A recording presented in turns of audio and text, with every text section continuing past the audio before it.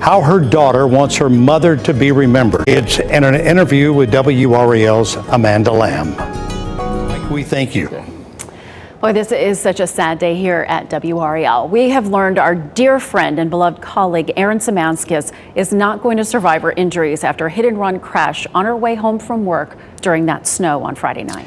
And while police are still searching for the driver who hit her tonight, we want to share with you the Erin that we all know and love so much.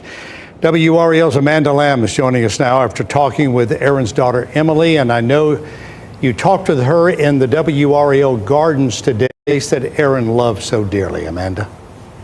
Absolutely, David. And you know, everyone who knows Erin uses the same words to describe her: gracious, kind, polite, funny, professional.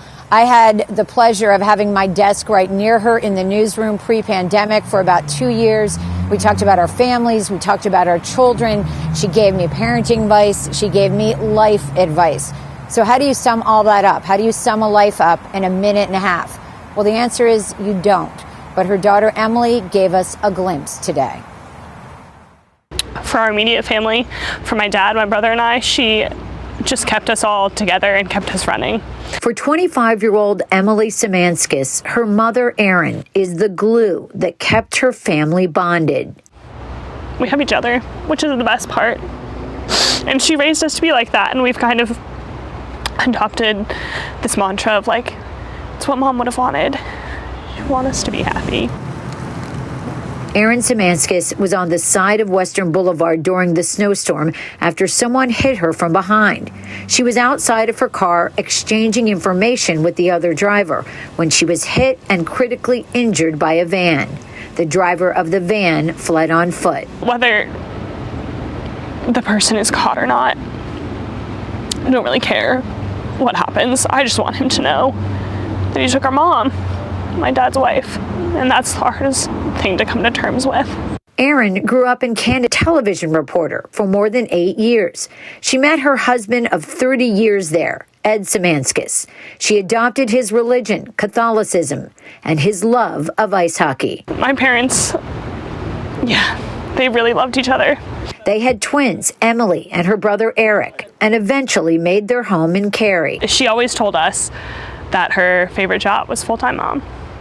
And she loved being a mom. After the kids were grown, Erin couldn't resist the itch to get back into television news and came to WRAL in 2017, first as a researcher and then as an assignment editor. She was so compassionate.